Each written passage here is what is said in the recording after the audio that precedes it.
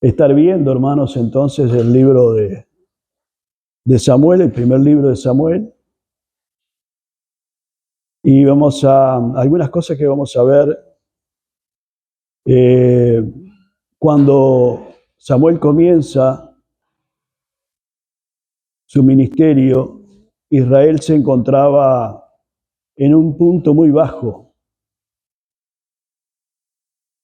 El sacerdocio estaba corrompido, el arca del pacto no estaba en el tabernáculo, la idolatría era practicada y los jueces, que se acuerda que estuvimos mirando los jueces los otros días, terminamos el libro de jueces, hablamos de Ruth, que decíamos también que esa historia ocurrió en tiempo de los jueces, y todavía, ¿verdad? Seguimos con los jueces. Incluso Samuel es el último juez. Los jueces eran deshonestos, pero a través de Samuel, que lo vamos a estar mirando acá, de David, estas situaciones o condiciones fueron cambiadas. Samuel, en la segunda carta de Samuel, o en el segundo libro de Samuel, quiero decir, concluye con la ira del Señor siendo retirada de Israel. Vamos a estar mirando, entre otras cosas, el surgimiento del reino de Israel. Hasta acá, Dios había estado gobernando al pueblo, pero ahora el pueblo les va a pedir a Dios que ya no lo gobierne más. Ellos quieren un gobierno como los que tienen todas las naciones. Vemos en el primer capítulo, vamos a ver ya enseguida la historia de Ana y su hijo Samuel. Más adelante la historia de David y Goliat, la amistad de David con Jonathan, la visita del rey Saúl a la divina de Endor. Vamos a ver el pacto de Dios con David, el pacto davídico también de paso. Y por último, vamos a encontrar la historia del gran pecado de David también con Betsabé y la rebelión de su hijo Absalón. Esto vamos a verlo tanto en el primer libro como en el segundo. Algunas cosas algunos temas están en el segundo libro de Samuel. Hay tres tópicos o temas principales en el primero Samuel. El primero podríamos decir que es la oración. El primer libro de Samuel abre con una oración y el segundo libro de Samuel concluye también con una oración. Hay una cantidad de oraciones o de oración entre los dos libros. El segundo tema es el surgimiento del reino. Hay un cambio entonces de gobierno, de teocracia a un reino. Es de gran significado el pacto también de Dios con David, que lo vamos a ver en el segundo libro de Samuel, en el capítulo 7. El tercer tema es el comienzo del oficio de profeta. El profeta es el personaje que se destaca en estos dos libros. Cuando Israel era una teocracia, Dios obraba por medio del sacerdocio, ¿se acuerda? Aarón, el sacerdocio de Aarón y sus hijos. Ahora los profetas son los mensajeros del Señor. Notaremos que esto resultó en un deterioro para la nación de Israel. El surgimiento del reino es de particular importancia. Continúa el reino como un asunto muy importante tanto en el Antiguo como en el Nuevo Testamento. El autor de primera de Samuel y segunda Samuel. Bueno, la afirmación general es que los primeros 24 capítulos fueron escritos por Samuel mismo y el resto por los profetas Natán y Gad. Bueno, primera Samuel presenta a Jesucristo, nuestro Rey. Amén. Samuel fue un hijo de oración y vivió en oración. Y nació por la oración de su madre, Ana. Fue juez, continuó el oficio de juez, fue sacerdote y fue profeta. Miramos un poquito, si quiere, los pasajes. Primera de Samuel 7. Primera Samuel 7, verso 15. Dice, y juzgó Samuel a Israel todo el tiempo que vivió. ¿Qué hizo Samuel todo el tiempo que vivió? Ofició de juez, pero fue un gran juez, un gran juez. Capítulo 7 también, verso 9, dice ahí la palabra del Señor, dice, y Samuel tomó un cordero de leche y lo sacrificó entero en holocausto a Jehová. Y clamó Samuel a Jehová por Israel, y Jehová lo oyó. ¿Ofició de qué? De sacerdote. De sacerdote. Y en el capítulo 9, hay más textos, ¿no? Pero es para ir mirando algunos. Primera Samuel, capítulo 9, verso 19. Ahí dice la palabra del Señor.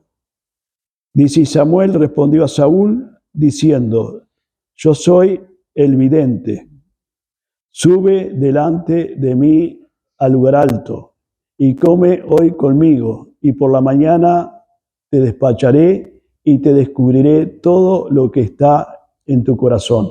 Yo soy el profeta. A veces encontramos esa palabra ahí, vidente, ¿verdad? Pero tiene que ver con el profeta de Dios. Así que, fíjese, Samuel, ¿verdad? Los tres ministerios de Samuel: juez, sacerdote y profeta. Y un hombre de oración, hermano y hermana, un hombre de oración. En Jeremías capítulo 15, verso 1, a ver, alguien que lo encuentre, lea ahí bien fuerte. En Jeremías capítulo 15, verso 1.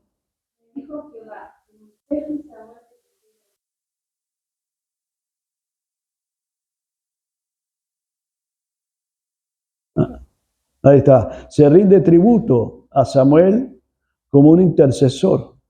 Y como vemos ahí en el pasaje bíblico que hemos leído en Jeremías 15:1, está al lado de otro gigante de la intercesión, que fue Moisés. Grandes hombres de Dios y grandes hombres de oración. Con Samuel se inicia el ministerio entonces específico de profeta. Presidió, instruyó a grupos de hombres y jóvenes para esta misión. Estos grupos fueron llamados los hijos de los profetas.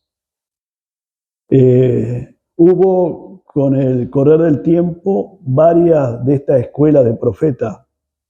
Y una estaba en Ramá, otra estaba en Betel, otra estaba en Jericó, otra estaba en Gilgal. Podíamos ver los textos, pero lo vamos a ir viendo de a poco. En 1 Samuel 10, mire, 1 Samuel 10, verso 5, dice la palabra del Señor, dice, después de esto llegarás al collado de Dios donde está la guarnición de los filisteos, y cuando entres allá en la ciudad encontrarás una compañía ¿de qué? De profetas que descienden del lugar alto, y delante de ellos salterio, pandero, flauta y arpa. Ellos profetizando. Amén. Este es un grupo, ¿vio? Se le llamaban escuela, ¿verdad? También. Y esta es la que está en Ramá. Pero hay otra en Betel, en Segunda de Reyes 2:3, para los que están anotando. Otra en Jericó, en Segunda de Reyes 2:5. Y otra en Gilgal, en Segunda de Reyes capítulo 4, verso 38. El nombre de la madre de Samuel es Ana. Y el nombre del padre es Elcana. El nombre del padre es Elcana. Vamos a mirar un poquito el capítulo 1. El capítulo 1 dice nacimiento de Samuel. Yo le puse capítulo 1 la oración. Porque en el capítulo 1 hay oración. Verso 1 y verso 2 dice que había un varón, el nombre Elcana, que significa Dios ha creado. Versículo 2 dice, tenía él, que dice dos mujeres, el nombre de una era Ana y el nombre de la otra era Penina. Y Penina tenía hijos, mas Ana no los tenía. Tenía dos mujeres. Acá hay que hacer una aclaración, ¿verdad?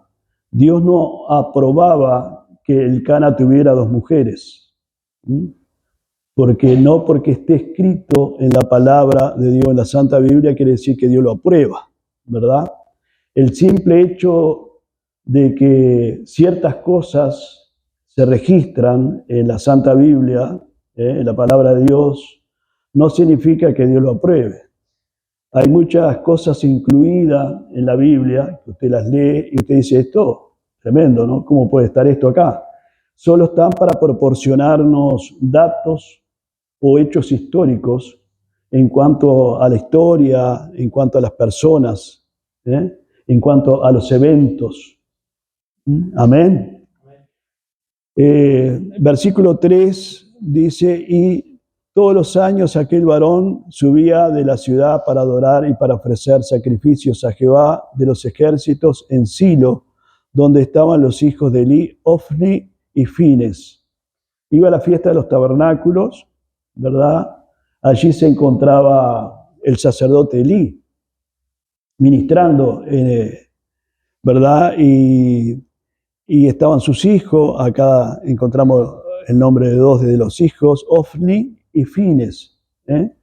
Dice el verso 4 y el verso 5, dice que Elcana daba más a Ana de lo que le daba a la otra esposa, ¿verdad? Y la gran pregunta es ¿por qué? ¿Verdad? Le daba más a Ana, le brindaba más atención a Ana, y la respuesta es porque amaba a Ana. Y el verso 6 dice que su rival la irritaba, Penina la irritaba, enojándola y entristeciéndola, porque Jehová no le había concedido tener hijos. Tremendo, ¿no? Versículo 7 al 11, allí encontramos a Ana. Seguramente se sentía muy mal, pero acude al Señor ¿en qué? En oración. En oración. Versículo 10 dice, y ella con amargura de alma oró a Jehová y lloró abundantemente. Lloró abundantemente. Oró a Jehová y lloró abundantemente. Y el verso 11 dice que hizo un voto. Jehová de los ejércitos, si me das un hijo, si le das un hijo a tu sierva, yo, un varón, dijo ella, ¿verdad? Dice, yo lo dedicaré a Jehová. Amén. Textualmente dice, e hizo voto, diciendo, Jehová de los ejércitos, si te dignares mirar a la aflicción de tus siervas. Qué tremenda oración, ¿verdad, hermanos? Qué tremenda oración. Porque ella no va exigiéndole a Dios. Veo que no le exige, me tienes que dar un hijo, me tienes que dar un varón, me tienes que dar un hijo y que sea varón. No trata de de presionarlo a Dios, sino que con humildad, con un corazón contrito, con un corazón humillado, como tiene que ser, se presenta delante de Dios y le dice: si te dignares, si tuvieras misericordia, si tú quisieres, si tú quieres, si es tu voluntad, dar a tu sierva un hijo. Gloria a Dios. Dice: y miraras la aflicción de tu sierva y te acordares de mí, y no te olvidares de tu sierva. Mire qué tremendo, ¿no? Sino que dieres a tu sierva un hijo varón, yo lo dedicaré a Jehová todos los días de su vida y no pasará navaja sobre su cabeza. Lo dedicaré. ¿Se acuerda del voto nazareo? Sansón, ¿se acuerda que era nazareo? Bueno, acá ella hace un voto también por su hijo y de que lo va a dedicar a Dios como nazareo, si le da un varón. Y vemos también otra de las cosas que ora específicamente por lo que necesita y por lo que quiere, pero teniendo en cuenta que respeta que la voluntad de Dios. No, como decíamos anteriormente, queriendo presionar a Dios o queriendo torcerle la mano a Dios, como a veces vio que a veces como que queremos hacer que Dios haga algo que de repente Él todavía no quiere hacerlo, porque no es el tiempo, porque no es la voluntad de Dios, tal vez también, ¿verdad? A veces hay gente que usted lo escucha en la oración como predicándole a Dios. Y cita textos bíblicos como diciéndole, porque acá dice, y tú lo tienes que hacer. Cuando el Señor nos enseñó, nos enseñó a cómo presentarnos delante de Dios y cómo orar, pero también nos enseñó con su ejemplo cuando estaba en el huerto de Getsemaní, ¿se acuerda? Cuando Él dijo: si es posible, pasa de mí que esta copa. Pero ¿cómo terminó la oración? No se haga mi voluntad, sino tu voluntad. Amén. Y así es como se debería cerrar siempre nuestras oraciones. No se haga mi voluntad, sino tu voluntad, Señor. Amén. Gloria a Dios. Bendito sea el Señor. Qué precioso, ¿no? Mientras ella oraba, entonces, hermano, verso 12 al 13, largamente delante de Jehová, Elí, el sacerdote, ¿verdad?, que estaba allí, observando, dice, la boca de ella. Dice, pero Ana dice que hablaba en su corazón, y solamente se movían, ¿qué?, sus labios. Casi que no se escuchaba la oración, pero con que Dios la escuche, ya alcanza, ¿verdad? Dice la palabra de Dios que aún no está la palabra en nuestra lengua y ya Dios la conoce, ¿verdad? Así que a veces hasta capaz que ni fuerza tiene usted para orar, ni fuerza tengo yo para orar, pero ahí en nuestro corazón hay una oración que está siendo pronunciada y que casi que ni sale por nuestros labios, pero Dios la está escuchando. Amén.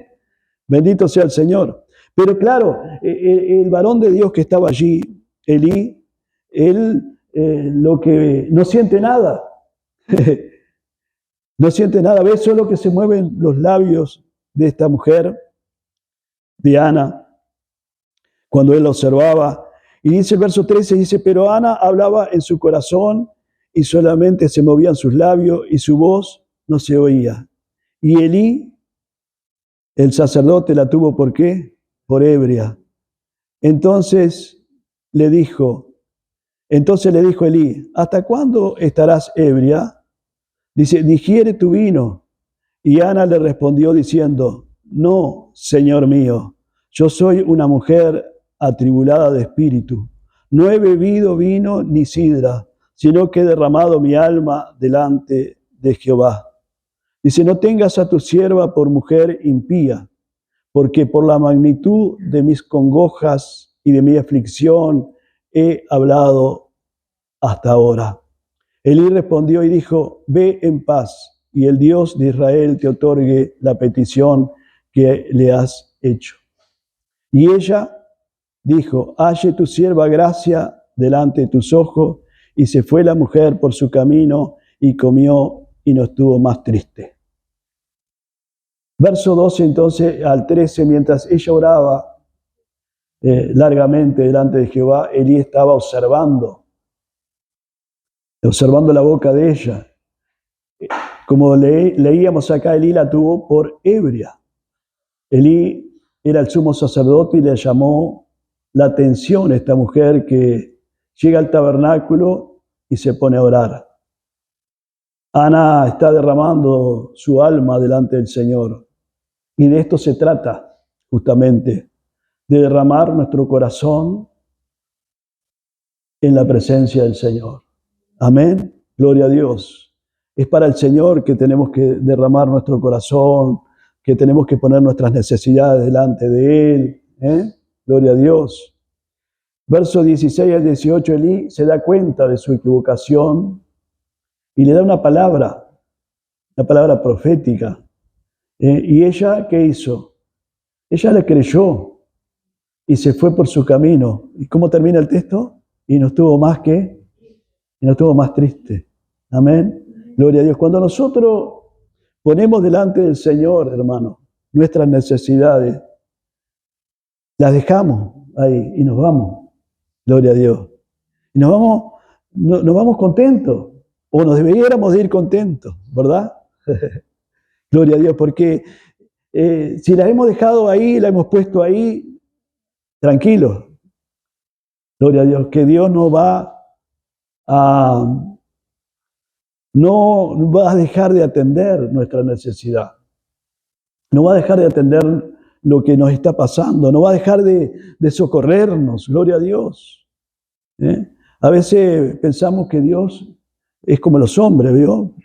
Como el ser humano, que a veces le planteamos algo a alguien y nos deja ahí entre, como está el dicho, es entre San Juan y Mendoza. ¿Vio? Pero Dios no es hombre para que mienta, dice la palabra de Dios, ni hijo de hombre para que se arrepienta. Gloria a Dios. Cuando nosotros volcamos nuestro corazón y ponemos nuestras necesidades, descansemos en que Dios se va a hacer cargo. Gloria a Dios. Bendito sea el Señor. El Señor le había hablado entonces a Ana, le había hablado al corazón, como lo hizo, ¿se acuerda vos con Ruth, que lo vimos? Que le habló ¿se acuerda vos? El pariente redentor que le habló a Ruth, al corazón. Bueno, así el Señor también, ¿verdad? Cuando nosotros traemos nuestras cargas delante de Él, Él nos habla a nuestro corazón. Gloria a Dios. Directamente al corazón para que salgamos tranquilos, confiando en que Él está en control. Amén. Gloria a Dios. Bendito sea el Señor. Y dice la palabra de Dios que Dios contestó la oración de Ana. Verso 24 del capítulo 1 dice: después verso 21 dice: después subió el varón Elcana con toda su familia para ofrecer a Jehová el sacrificio acostumbrado y su voto. Pero Ana, dice, no subió, sino dijo a su marido: yo no subiré hasta que el niño sea destetado, dice, para que lo lleve y sea presentado delante de Jehová, y se quede allá para siempre. Y Elcana, su marido, le respondió: haz lo que bien te parezca. Quédate hasta que lo destete, solamente que cumpla Jehová su palabra. Y se quedó la mujer y crió a su hijo hasta que lo destetó. Después que lo hubo destetado, lo llevó consigo con 3 becerros, un efa de harina y una vasija de vino, y lo trajo a la casa de Jehová en Silo. Y el niño era pequeño. Y matando el becerro, trajeron el niño a Elí, al sacerdote, y ella dijo: oh Señor mío, vive tu alma, Señor mío, yo soy aquella mujer que estuvo aquí junto a ti orando a Jehová. Por este niño oraba y Jehová me dio lo que pedí. Yo pues lo dedico también a Jehová todos los días que viva. Dice, será de Jehová. Y adoró allí a Jehová.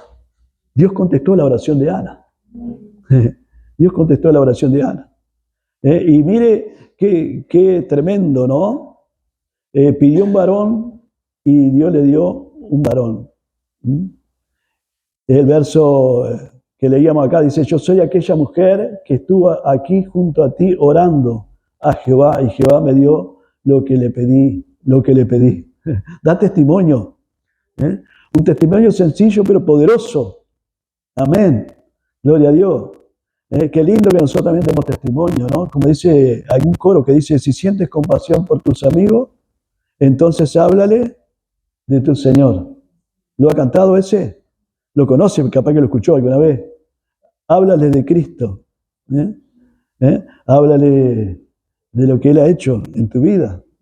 Amén. Gloria a Dios. Y su voto fue cumplido. Dice, todos los días que viva será de Jehová. Gloria a Dios. Y el capítulo 2 hay un cántico de Ana, alaba a la soberanía de Dios. Dice, y Ana oró y dijo, que es como un cántico, ¿vio? Es una oración y a la vez un cántico. Dice, mi corazón se regocija en Jehová, mi poder se exalta en Jehová, mi boca se ensanchó sobre mis enemigos, por cuanto me alegré en tu salvación. No hay santo como Jehová, porque no hay ninguno fuera de ti, y no hay refugio como el Dios nuestro. Dice, no multipliquéis palabras de grandeza y altanería. Cesen las palabras arrogantes de vuestra boca, porque el Dios de todo saber es Jehová, y a Él toca el pesar las acciones. Alaba a la soberanía de Dios. No hay santo como el Señor, no hay ninguno fuera de ti. No hay roca como el Dios nuestro. Amén. ¿Usted qué dice? Gloria a Dios. Decimos lo mismo nosotros. No hay santo como el Señor. No hay ninguno fuera de Él. No hay roca como nuestro Dios. El Señor mata y Él da vida. Dice, el Señor empobrece y Él enriquece. Juzga las acciones de los hombres. Versículo 7. Dice, Jehová empobrece y Él enriquece, abate y enaltece. Él levanta del polvo al pobre y del muladar exalta al menesteroso para hacer sentarse con príncipes y heredar un sitio de honor. Dios habla de justicia también divina, habla de soberanía, habla de justicia y habla también proféticamente del rey que habrá de venir. Verso 10 dice, delante de Jehová serán quebrantados sus adversarios y sobre ellos tronará desde los cielos. Jehová juzgará los confines de la tierra, dará poder a su rey. Está hablando y ensalzará su ungido, dice. Está proféticamente, es una profecía que apunta a mesiánica, que apunta a Cristo. Amén. Que habría de aparecer en el tiempo. Y seguimos un poquito, después en el verso 12 al 26 encontramos el pecado de los hijos de Elí. ¿Se acuerda que cuando comenzábamos ahora decíamos que estaba muy en decadencia el pueblo de Israel? Y el sacerdocio también. Los hijos de Elí eran corruptos, Ofni y Fines. Son descritos como hombres impíos, que no conocían al Señor. Capítulo 2, verso 12 en adelante. Abusaban del sacerdocio. Los sacerdotes lo que tenían que hacer era ofrecer sacrificios. El sacrificio que traía el pueblo, ellos tenían que dedicarlo al Señor. ¿Vio? ¿Se acuerda que lo vimos eso cuando vimos el tabernáculo? Al pasar, pero vimos que algunos traían corderos, los más pudientes traían corderos, pero los menos pudientes que traían tórtolas, ¿se acuerda? Y derramaban la sangre delante del Señor. Era en propiciación por el pecado. La familia, el individuo traía, alguno era por el pecado, otro era por ingratitud, ¿verdad? Bueno, estos que estaban sirviendo con Elí, los hijos, robaban las mejores partes de los sacrificios antes de que la grasa fuera quemada para Dios, demostrando un profundo desprecio por las ofrendas sagradas. Además de eso había inmoralidad, cometían actos inmorales, y Elí, que era el sacerdote, el padre de Ofni y de Fines, no los reprendió. O sea, los reprendió en parte verbalmente, pero no ejerció una disciplina sobre sus hijos, una disciplina firme.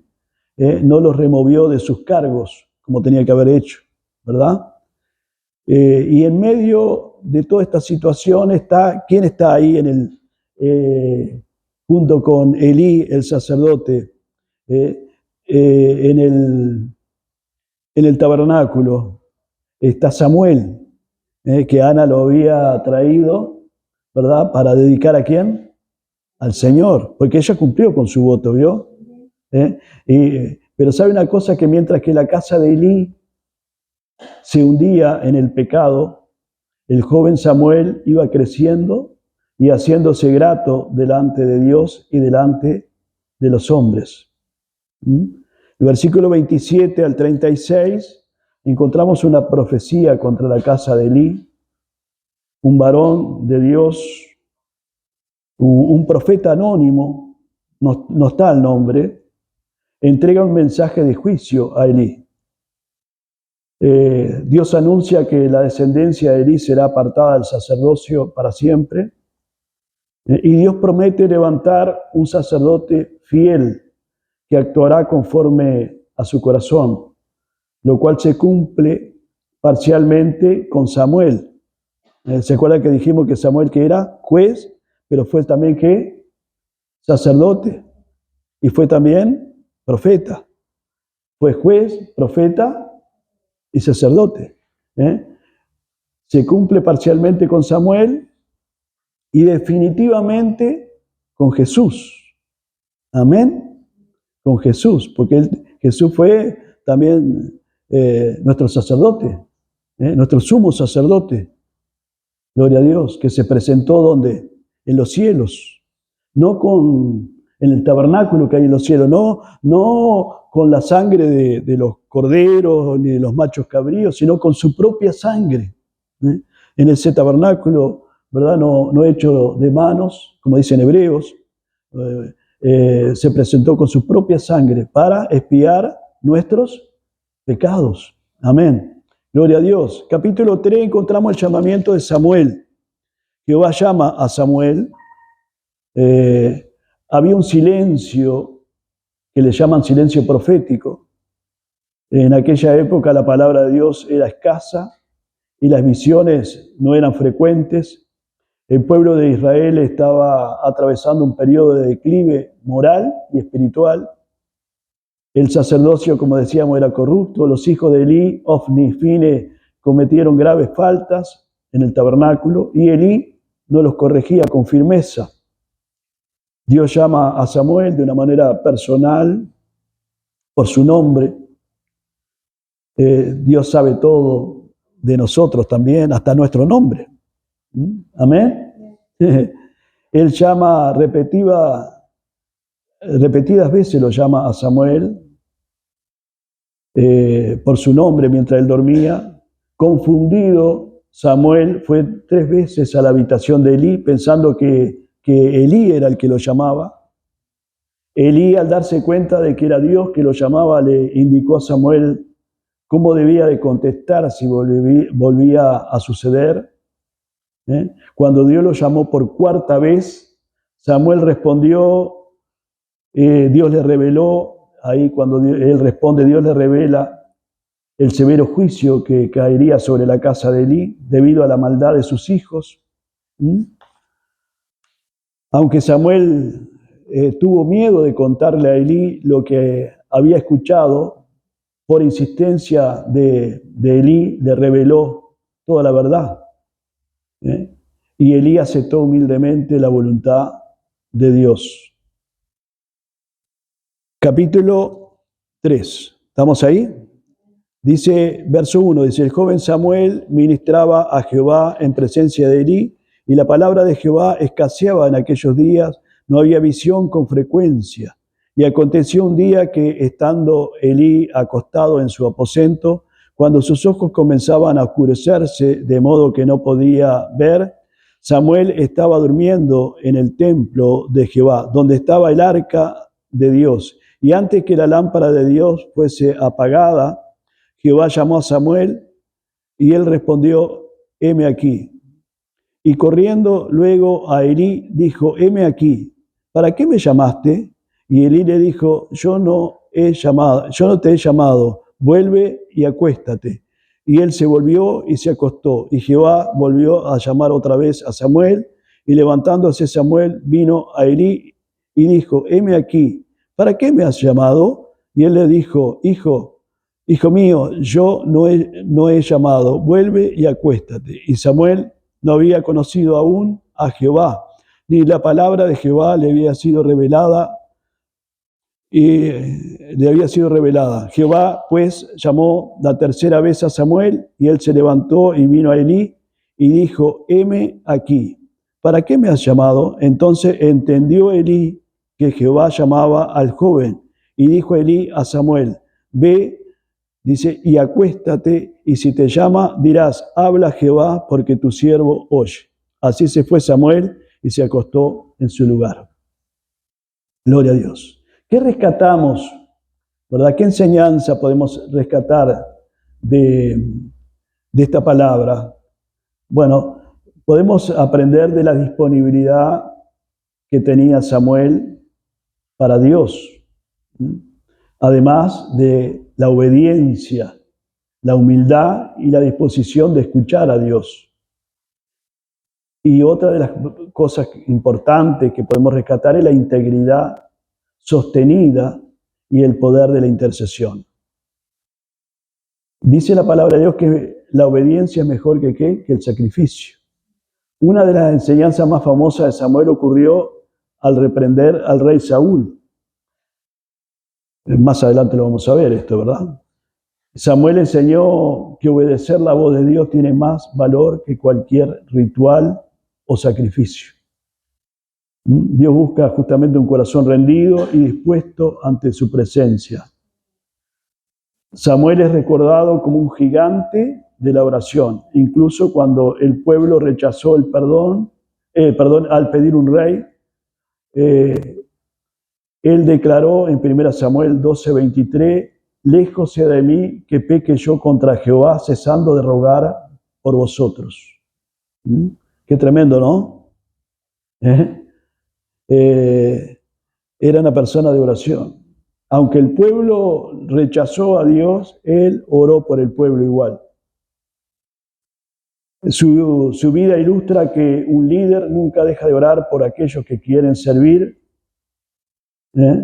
incluso ante la ingratitud. Otra de las cosas que aprendemos es la importancia de la guía espiritual. A pesar de su relación directa con Dios, Samuel necesitó la sabiduría del anciano Elí. ¿Vio?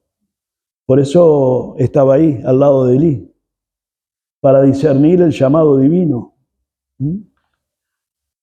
que no era fácil de discernir.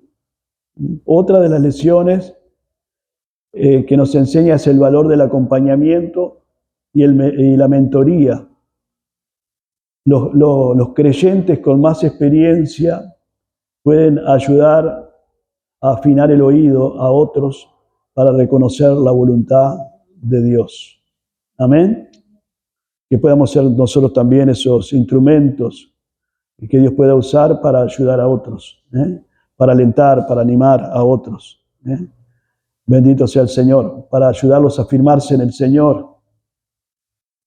Otra de las enseñanzas que se desprenden de Samuel es la integridad en tiempos de corrupción.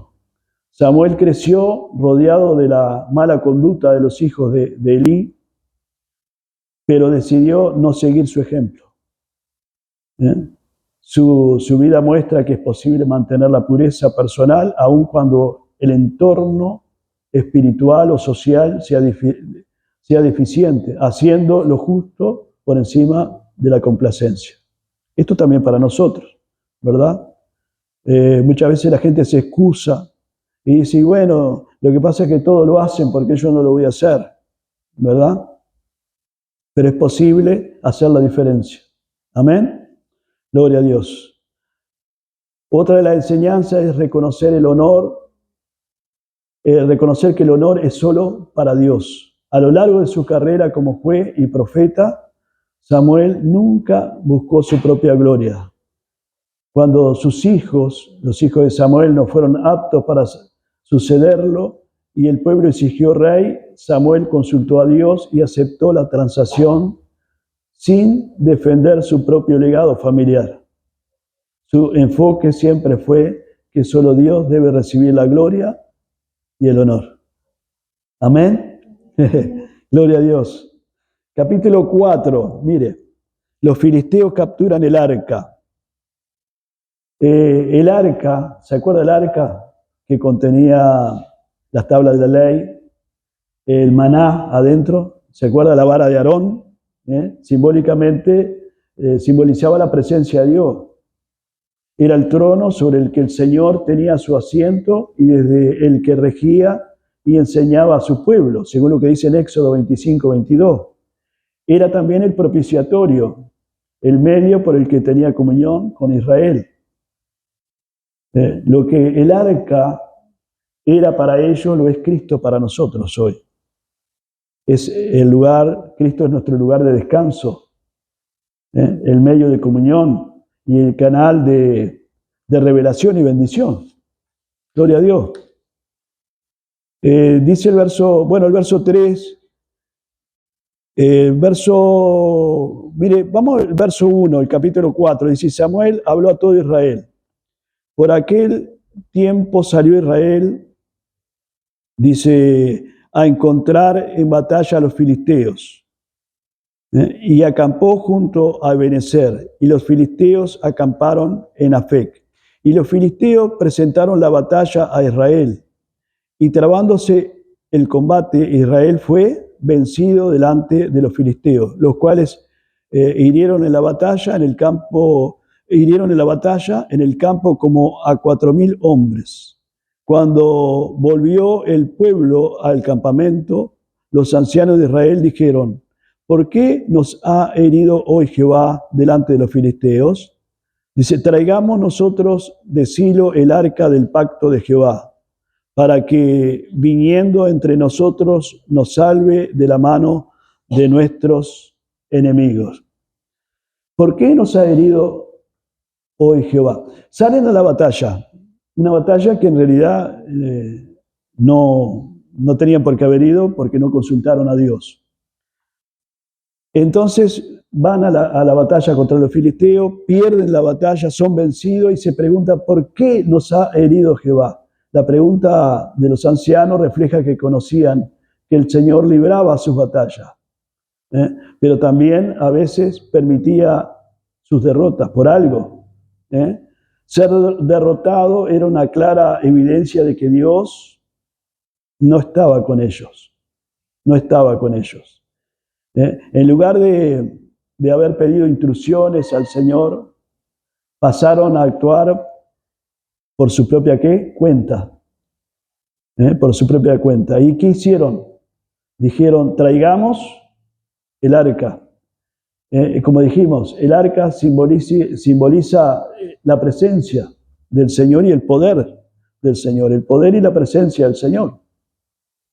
Israel en esta oportunidad la trató al arca como un amuleto de la buena suerte, que podía asegurarles que la victoria sobre los filisteos. Confundieron el simbolismo con su presencia real, con la presencia real de Dios. Así su concepto de Dios se asemejaba al de ¿quién? Al de los filisteos, los cuales eran también fetichistas. adoraban también ídolos. Los filisteos, versículo 7, al ver el arca dijeron, ha venido Dios al campamento. Habían oído de lo que Dios había hecho a los egipcios, dice el versículo 8. Sabían bien que si Dios actuaba, ¿verdad?, ellos iban a ser derrotados. Versículo 11, pero el pueblo de Israel, a pesar de sus esperanzas de manipular a Dios para que le diera la victoria, ¿qué pasó? Fue derrotado. Ellos pensaron que trayendo el arca iban a manipular ¿a quién? A Dios. Y el arca cayó en manos de ¿quién? De los filisteos. Y acá es donde se cumple la palabra de que Ofni y Fine, los hijos de Elí, los sacerdotes que oficiaban junto con Elí, iban a morir y son muertos. Verso 18. Dice, el verso 17 dice, y el mensajero respondió diciendo, Israel huyó delante de los filisteos y también fue hecha gran mortandad en el pueblo. Y también tus dos hijos, va con el mensaje, un mensajero a Elí, y le dice, Ofni y Fine fueron muertos, y el arca de Dios ha sido tomada. Y al Elí escuchar lo que había ocurrido, ¿vio?, dice que murió al enterarse de que el arca había sido capturada ¿por quién? Por los filisteos. Y Cabod, verso 21, y Cabod, nuera de Elí, era esposa de Fines, la esposa de Fines, da a luz porque estaba encinta y muere ella también, al enterarse de lo que le había sucedido ¿a qué? Al arca. Tanto Elí como Icabod no mueren porque se enteran de que habían muerto uno los hijos y el otro el esposo. Se mueren porque se enteran de que el arca, que simbólicamente representaba la presencia de Dios, había caído en manos de los filisteos. Y los filisteos, en el capítulo 5, celebran su victoria llevando el arca como trofeo y la colocan en el templo de Dagón, su dios principal. Y acá Dios muestra su soberanía, porque Dios es soberano, y no necesita que lo defendamos. Dios se defiende solo. Amén. Gloria a Dios. Y a la mañana siguiente, la estatua de Dagón aparece tirada. Y la vuelven a poner en su sitio, y al otro día nuevamente Dagón estaba postrado, con la cabeza cortada y las dos palmas también cortadas. Y los filisteos, dice, que son castigados con epidemia de tumores. Al ver el caos, los filisteos trasladan el arca de una ciudad a otras. La llevan por varias ciudades, por 5 ciudades diferentes. Porque al ver lo que estaba pasando, nadie la quería. Y en el capítulo 6 vemos el regreso del arca. Después de 7 meses, aconsejados por sus sacerdotes y adivinos, los filisteos deciden devolver el arca a Israel para asegurarse de que las plagas venían de Dios, del Dios de Israel.